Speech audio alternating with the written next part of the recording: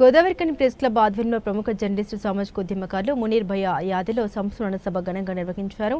ఈ కార్యక్రమంలో ముందుగా ఆర్జీవన్ జీఎం లలిత్ కుమార్, మునీర్ తనయుడు మయూర్తో కలిసి పాత్రికేయులు, రాజకీయ ప్రజా సంఘాల, స్వచ్ఛంద సంస్థల నాయకులు మునీర్ చిత్రపటానికి పూలమాల వేసి నివాళులర్పించారు.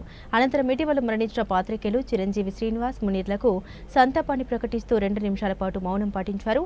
కళాకారులు మునీర్ పాత్రికేయునిగా, సామాజిక ఉద్యమకారుడిగా భూస్వామ్య వ్యవస్థకు వ్యతిరేకంగా చేసిన పోరాటాలను గుర్తు చేసుకుంటూ పాటల రూపంలో వినిపించారు.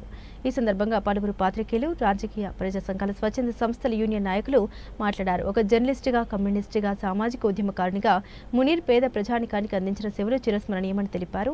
మునీర్ మరణం పాత్రికేయ రంగానికి, కార్మికులకు, కర్షకులకు, సామాన్య ప్రజానికానికి తీరని లోటని అన్నారు. పుట్టిన ప్రతి మనిషికి మరణం తప్పకపోయినా తాను జీవించున్న కాలంలో వారు చేసిన పోరాటాలు, ప్రజా సమస్యల పట్ల స్పందించిన తీరు, సేవలు ఎల్లప్పుడూ చిరస్మరణీయంగా ఉంటాయని తెలిపారు.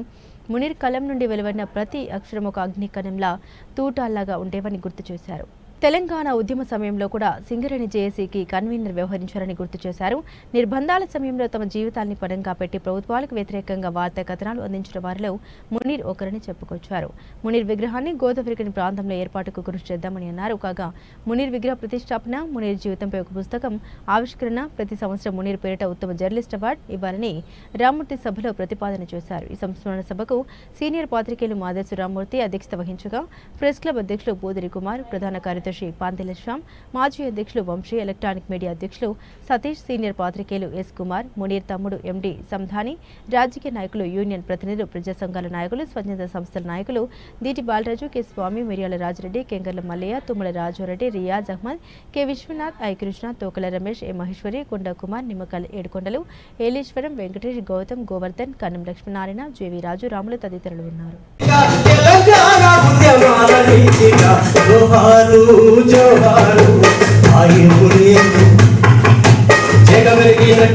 జర్నలిస్టు అయ్యా మునీరు, జోహారు జోహారు హాయి మునీరు, జగమెరిగినట్టి జర్నలిస్టు అయ్యా మునీరు,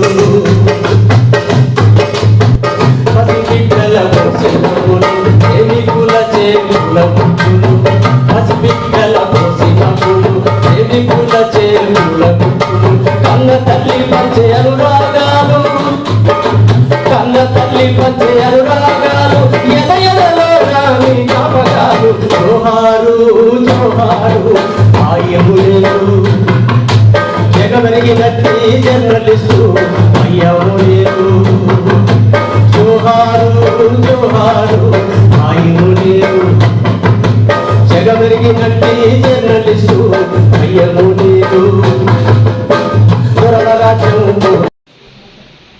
30-40 ఏళ్ళ సామాజిక జీవితం, ఎన్ని కోణాలు, ఎన్ని భాష్యాలు, ఎన్ని పోరాటాలు, ఎన్ని విజయాలు, ఎన్ని అపజయాలు, ఎంత ప్రభావం చేయగలిగే మనిషి. బతుకున్నప్పుడు మనిషి విలువ తెలవదు, పోతేనే అర్థమవుతుందని చెప్తే అది ఇప్పుడు మా అనుభవంలో కనిపిస్తున్నారు. ఇప్పుడు మళ్ళా అన్నాడు కదా, గ్రంథాలు రామాయణ భారతాలు ఏదో అరగంట పావుగంట సంస్మరణ సభలో చెప్పుకుంటే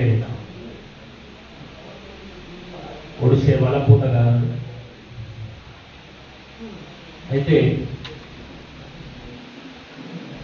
జర్నలిస్టుగా మేము ఆయన్ని చూసింది ఇక్కడ ఓపెన్ కాస్ట్ కోసం పర్యావరణ పరిరక్షణ సమావేశం పెడితే అందరూ వార్తలు రాశారు. కానీ నేను రావంకర్ మాట్లాడతానని ఒక ముసలామ ఏదో పల్లెటూరు నుంచి వచ్చి వాళ్ళ బాధ ఈ పరిశ్రమలు ఏర్పడడం వల్ల రాయపోసం మనం మాట్లాడతానా అని, మరి ఎవరమ్మా నువ్వు మాట్లాడేదంటే రాయపోసం మనం మాట్లాడతానా అని ఆమె స్పీచ్ అంటే ఆమె బాధ చెప్పింది. మునీరు అది మాత్రమే రాసేది, ఆయన కళ్ళతో రాయలే, విలేకరితనం లేదు. క్యాప్షన్ కూడా నేను రాయపోషమ్మను మాట్లాడుతున్నా అని ఆంధ్రజ్యోతిలో క్యాప్షన్. ఒక రిపోర్టరు ప్రజల కోసం రాయాల్సిన వార్త ప్రాచుర్యం పొందితే, ప్రచురణకు నోచుకుంటేనే ఆ విలేకరి గొప్పోడు, ఆ వార్త ప్రభావం ఉంటుంది. పత్రికలు కూడా ఇట్లాంటి విలేకరులు రాసే వార్తలు పెట్టే స్వభావము కలిగి ఉన్న పత్రికలు ఉండాలి. అవి లేకపోతే వీడు ఎంత పుట్టినప్పుడు మాట శిశువు బయటికి వెళ్ళదు. సేమ్ పత్రికలు అప్పుడు అట్లా ఉండే, సమాజం అట్లా ఉండే. సమాజం నుంచి కుమారన్న చెప్పినట్టు అనేక దర్శనలు తల్లి గర్భంలో పుట్టినప్పటి నుంచి అనుభవించుకుంటూ వచ్చిన వ్యక్తులుగా ఉన్నాం కనుక అవి రాయగలిగినాం. అవి ప్రాచుర్యంలోకి వచ్చినాయి, ఇవాళ అవి చెప్పుకోగలుగుతున్నాం. అట్లాగే తెలంగాణ కోసం ఉద్యమించాలన్నప్పుడు ఆంధ్రప్రదేశ్ మాకు జర్నలిస్టు సంఘం ఉండే. అన్ని రాజకీయ పార్టీలో ఉన్న తిప్పలు మా జర్నలిస్టులకు కూడా అప్పుడు ఉండే. మా సంఘం ఏం చెప్తుందంటే, రాష్ట్రం వేరైనాక మీరు తెలంగాణ యూనిట్ పెట్టురా యూనియన్ది, ఉమ్మడి రాష్ట్రం ఉన్నప్పుడు ఆంధ్రప్రదేశ్ వర్కింగ్ జర్నలిస్ట్ యూనియన్ ఉంటుంది అనేది వెళ్ళి దాని మీద మేము రామూర్తి, నేను, మునీర్, కుమార్ అన్న లాంటి కొంచెం ఈ కోల్బెల్ట్ నుంచే ఈ ఆలోచన వచ్చింది. ఇంకా తెలంగాణ ప్రాంతంలో ఉన్న వరంగల్లో ఒక 2-3 మిత్రులు మేము అందరం ఒక ఏడాది కొట్లానే మా యూనియన్ తోటి. వాళ్ళు ససేమే వీళ్ళే. ఎందుకు వీళ్ళే అంటే అన్ని రాజకీయ పార్టీల మీద ఆంధ్రాల ప్రభావం ఎట్లుందో యూనియన్ల మీద కూడా ఉంది. ఆ ఇబ్బంది కమ్యూనిస్టు పార్టీలు కూడా చివరి వరకు అవస్థపడ్డాయి. అప్పుడు తెలంగాణ జర్నలిస్ట్ ఫోరం అనేది అది యూనియన్ కాదు, అది కాదు, ఒకటి బొడ్రాయి పట్టుకొని మేము కొట్లాట మొదలుపెట్టే ఢిల్లీ పోయాం. జంతర్ మంతర్లో 3 రోజులు ధర్నా. భారతదేశంలో ఉన్న జర్నలిస్టు అన్ని భాషల జర్నలిస్టులను పిలిచి తెలంగాణ ఉద్యమంకు సంబంధించిన సీరియస్నెస్ ఏదో చెప్పాలి అనే దాని మీద మేము ఒక 3 రోజులు పోయినాం. పోతే అప్పుడు జేఏసీ నుంచి 3 రోజులు ధర్నా చేసాం. మేము జేఏసీ నుంచి అందరూ ఇచ్చారు ఏ పాయింట్ తోటి అయితే ఏంటని. దానికి కాంగ్రెస్లో అప్పుడు ఉన్న వాళ్ళు మంత్రులు కూడా వచ్చారు, జనార్దన్ రెడ్డి వాళ్ళు వీళ్ళు వచ్చారు. మాకు వద్దంటాను ఇద్దలేరు రా అని ఆ మునీరు నేను పోరాడుతున్నాను. ఇక మనోళ్ళు 10:30-11 గంటల వరకు కొంచెం చల్లబడ్డరు ఇక మంచిగానే. వీడేది రాని మొదలుపెట్టి రామూర్తి, నేను, మునీరన్న పోరాడుతున్నాం. వాళ్ళు ఇట్లా మైకు పట్టిరు అంతే మంత్రులు. వాళ్ళు రాజగోపాల్ రెడ్డి ఢిల్లీలో, మరి మన ఊరు కాదు, పైన కాదు. చెప్తున్నది ఏంటంటే, ఇప్పుడు కరోనా ఎక్కడో చైనాలో పుట్టి ప్రపంచమంతా ఎవ్వరికి తెలియకుండా ఎట్లా వ్యాప్తి చెందిందో 60వ దశకంలో ఎక్కడెక్కడో విప్లవాలు రకరకాల చోట్ల ఇతర ప్రాంతాల్లో, మన దగ్గర బెంగాల్లో కానీ ఇట్లా స్టార్ట్ అయిన ఉద్యమాలు అదొక కరోనా గాలిలో ఇట్లా వచ్చినట్టు మొత్తం ప్రపంచమంతా ఒక విప్లవోద్యమ వాతావరణం, ఒక చైతన్యం, ఒక తిరుగుబాటు వచ్చింది. ఆ సంఘర్షణకు సమాజం కూడా అప్పుడు అట్లాంటి వాతావరణం కలిగి ఉన్నది. అప్పుడు పుట్టినోడు ఎవడో రైటో లెఫ్టో కాకుండా నడవ నిలబడ్డాడు ఎవరు లేరు. అయితే అటో నిలబడ్డాడు, లేకపోతే ఇటో నిలబడ్డాడు. మనం అందరం పిసేలేసో తెలియకుండా ఇటుపక్క నిలబడ్డాం. ఇటుపక్క నిలబడ్డోడు ఎవడు సుఖపడలే అని పెళ్ళం పురాణాలు ఎవడు బాగుపరచలే. నిన్న దుఃఖం వచ్చితే కానీ ఏంటంటే, నంబాల కేశవరావు చచ్చిపోతే ఆయన గురించి పత్రికలలో రాసినాయి. 1975లో ఉస్మానియా యూనివర్సిటీలో ఎంటెక్, ఆయన ఎంటెక్ స్టూడెంట్. ఆయన ఉద్యోగం చేస్తే సిఎన్సీ గానో, ఎస్సీ గానో, సిఈ గానో రిటైర్ అయ్యి ఓ విల్లా కట్టుకొని ఆయన కొడుకుల బిడ్డలు అమెరికా డల్లాసుల్లో గిల్లా. సీనియర్ పాత్రికేయులు రామూర్తి గారు, అదేవిధంగా సభ నిర్వహిస్తున్నటువంటి ప్రెస్ క్లబ్ అధ్యక్షులు కుమార్ గారు, ఈ కార్యక్రమాలు అతిథిగా వచ్చిన అందరికీ, పెద్దలందరూ చాలా మంది సమయము బాగున్నదనే ఉద్దేశంతో ప్రతి ఒక్కరికి పేరు పేరు నమస్కారం తెలుపుతూ,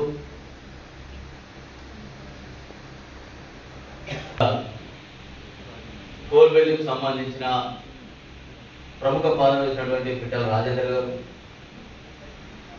ఇప్పుడు గత నెల 25న మందమారి కేంద్రానికి పనిచేసినటువంటి మునీర్ గారు. సరే, కాలం ఎవరు ఆపదు, పుట్టిన వాళ్ళు గిట్టక తప్పదనే సామెతను మనం గుర్తు చేసుకుంటే కొంతకాలం బాధ అనిపించినప్పుడు కూడా ఇది ఎవరికి తప్పదనే ఆలోచన కూడా మనకు వస్తుంది. ప్రతి ఒక్కరికి ఈ బాధను ఎవరో ఒకరు మనం భరించాల్సిన. అయితే మనం వెళ్ళిపోయాం, తర్వాత నడుస్తున్న క్రమంలో ఈ సమాజంలో ఎలా బతికాము, ఎలా బతుకుతున్నాము, సమాజం పట్ల ఏ పట్ల గౌరవంతో ఉన్నామనే విషయాన్ని ప్రజలు చాలా సీరియస్గా గమనిస్తారు. ప్రజలు గొప్ప మేధావులు చాలా మంది అనుకుంటారు, ప్రజలందరూ కూడా జ్ఞాపక శక్తి ఉండదు, పెద్ద మర్చిపోతారు అనుకుంటారు. కానీ ఖచ్చితంగా ప్రజలందరూ కూడా ప్రతి ఆలోచనలు ఎవరు ఏ రకంగా ఉన్నారు, ముఖ్యంగా పాత్రికేయులకు సంబంధించి, రాజకీయ నాయకులకు సంబంధించి వాళ్ళ అబ్జర్వేషన్స్ ఎప్పుడు కూడా తప్పదు. వారిని ఇష్టపరిచడంలో ఈ సమూహం అంతా ఉంటుంది. అయితే మునీర్ గారి కోసం మనం మాట్లాడుతున్నప్పుడు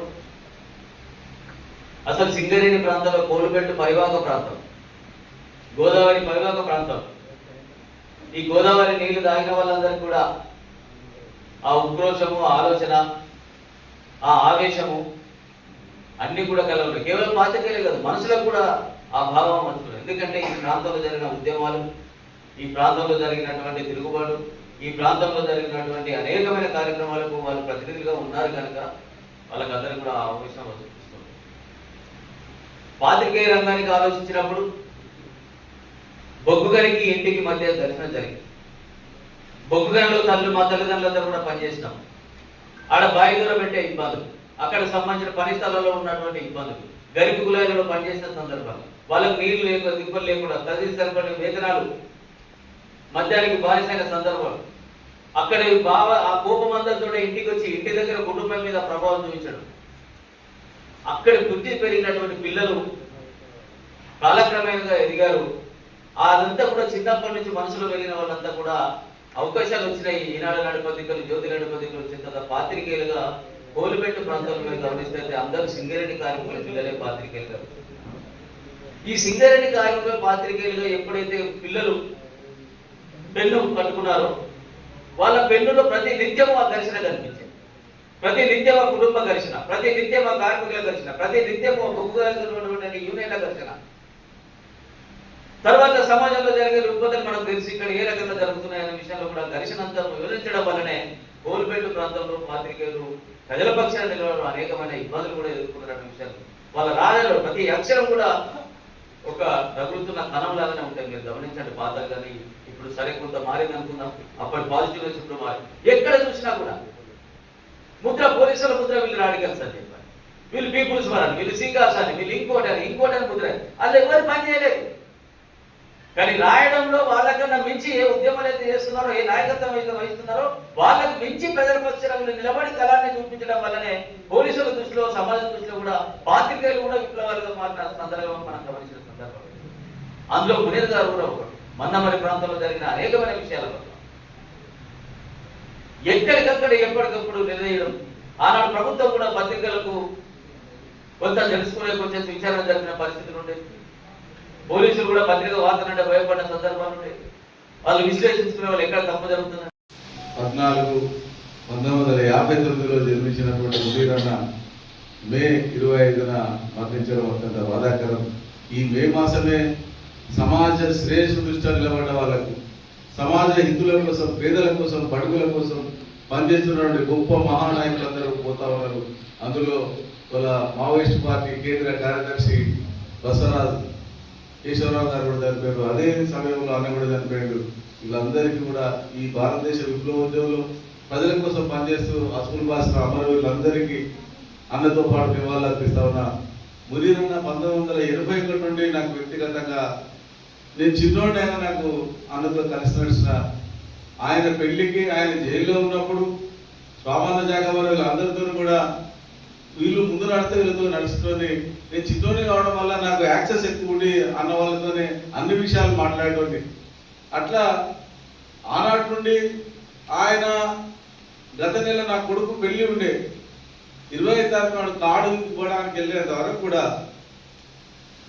చాలా ఆత్మీయంగా కలిసి నడిచినాం.